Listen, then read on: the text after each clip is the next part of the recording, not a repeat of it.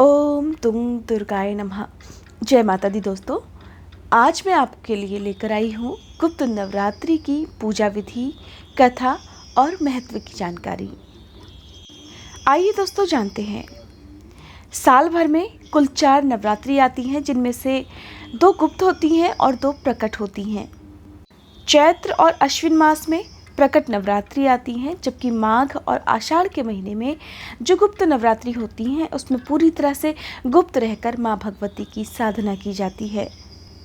गुप्त नवरात्रि मनाए जाने के पीछे एक पौराणिक कथा है और इस कथा के अनुसार एक बार श्रृंगी ऋषि अपने भक्तों को दर्शन देने के लिए एक नगर में पधारे।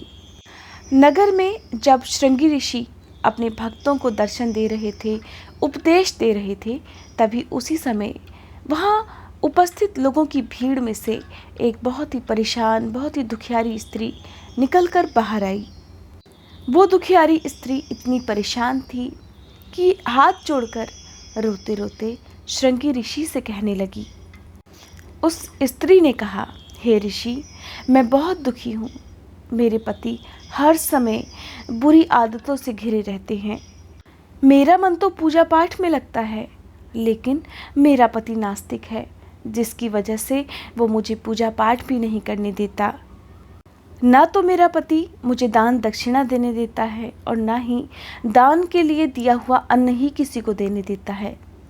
हे महाराज, मेरा पति मांस मदिरा का भी सेवन करता है, जुआ खेलता है और दूसरी स्त्रियों के साथ रहता है। हे मुनिवर, मैं बहुत परेशान हूँ। हे महाराज, मैं माँ दुर्गा की बहुत बड़ी भक्त हूँ और हमेशा उनकी पूजा करना चाहती हूँ। हे मुनिवर, कृपा करके मुझे कोई ऐसा उपाय बताइए जिससे मेरा पति सही मार्ग पर आ सके और मैं भी नियम से पूजा पाठ कर सकूं। उस स्त्री के मुंह से ऐसी बातें सुनकर ऋषि समझ गए कि ये बहुत दुखियारी है और इस समय सच में ये अपने पति की बुरी आदतों को सुधारना चाहती है, माँ भगवती की पूजा करना चाहती है।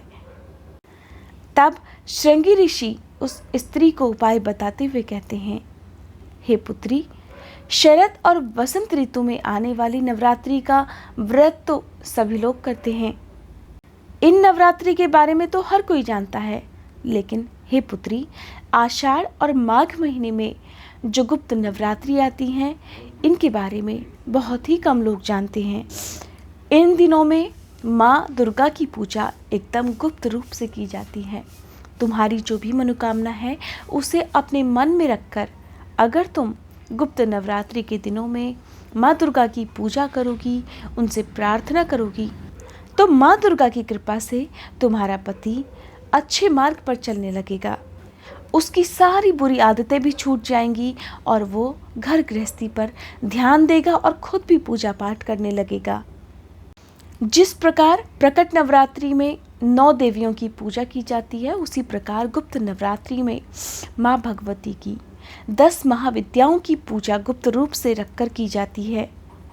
श्रृंगी ऋषि के ऐसे वचन सुनकर उस स्त्री ने मुनिवर से पूछा, हे मुनिवर, कृपा करके मुझे बताएं कि गुप्त नवरात्रि के दिनों में किन 10 महाविद्याओं की पूजा और कैसे की जाती है। तब ऋषि श्रृंगी ने उस स्त्री के मनोभावों को जानते हुए उससे बताया कि ये 10 महाविद्याएं देवी सती के 10 रूप हैं। जब प्रजापति दक्ष ने भोलेनाथ और पार्वती को अपने यहाँ आयोजित होने वाले यज्ञ में नहीं बुलाया, प्रजापति दक्ष ने बाकी सभी देवताओं को अपने यहाँ आमंत्रित किया था, लेकिन उन्होंने जानबूझकर भोलेनाथ का अपमान करने की वजह से उन्हें अपने यहाँ आमंत्रित नहीं किया।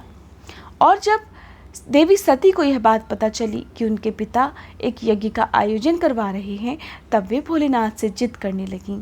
भोलेनाथ ने उन्हें समझाने का काफ़ी प्रयास किया, लेकिन देवी सती नहीं मानी। और जब देवी सती ने देखा भोलेनाथ उन्हें अनुमति दे ही नहीं रहे हैं, तब वे एक विकराल रूप में भगवान भोलेनाथ के सामने प्रकट हुई। उनका यह विकराल रूप देखकर भोलेनाथ डरकर वहाँ से भागने लगे। तब देवी सती अपने विकराल रूप में भोलेनाथ के पीछे पीछे जाने लगी और इस प्रकार देवी सती जिस जिस जगह पर गई वहाँ पर 10 विकराल रूप उनके विग्रह होकर प्रकट हो गए। उन्हें देखकर भोलेनाथ हाथ जोड़कर देवी सती के सामने खड़े हो गए। उन्होंने उनसे पूछा, हे देवी, ये सब 10 विकराल रूप कौन हैं? ये सब 10 रूप मेरी ही 10 महाविद्याएं हैं।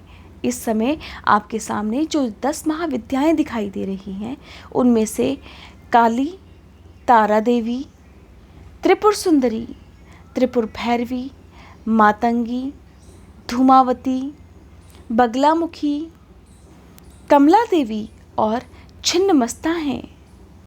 और हे भोलेनाथ, मैं स्वयं भैरवी के रूप में आपको अभयदान देने के लिए यहाँ पर उपस्थित हूँ। ये सभी 10 महाविद्याएं मेरे ही रूप हैं और बाद में देवी सती ने अपने इन्हीं रूपों की वजह से असुरों का संहार किया था।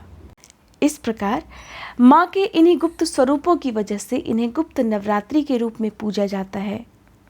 ऋषि श्रृंगी ने उस स्त्री को बताया कि अगर कोई भी व्यक्ति चाहे कितना लोभी हो, पापी हो या फिर व्यभिचारी हो, अगर गुप्त नवरात्रि के दिनों में पूरी तरह से अपनी साधना को गुप्त रखकर अगर माँ सती के इन स्वरूपों की पूजा कर लेता है तो उसकी सभी मनोकामनाएं माँ सती पूरी कर देती हैं।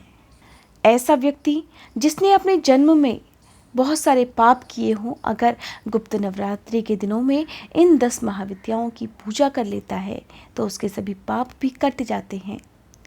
तब ऋषि श्रृंगी के मुंह से ऐसे वचनों को सुनकर उस दुखियारी स्त्री ने भी गुप्त नवरात्रि का व्रत किया और माँ की ऐसी कृपा उस पर हुई कि उसने अपनी सभी बुरी आदतों का त्याग कर दिया।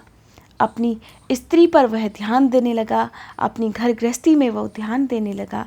इसके साथ ही वो भी अपने नियम से माँ भगवती की पूजा पाठ करने लगा। इस प्रकार जो भी भक्त गुप्त नवरात्रि के दिनों में अपनी मनोकामना पूर्ति के लिए माँ सती के इन 10 महास्वरूपों की 10 महाविद्याओं की पूजा करता है, माँ सती निश्चित ही उनकी मनोकामनाएं पूरी करती हैं। दोस्तों, यह थी आज की वीडियो। उम्मीद करती हूँ ये जानकारी आपको पसंद आई होगी। अगर आज की ये वीडियो आपको अच्छी लगी हो तो इस वीडियो को लाइक करने के साथ ही कमेंट बॉक्स में जय माता दी लिखिएगा और मेरे चैनल को सब्सक्राइब करना मत भूलिएगा।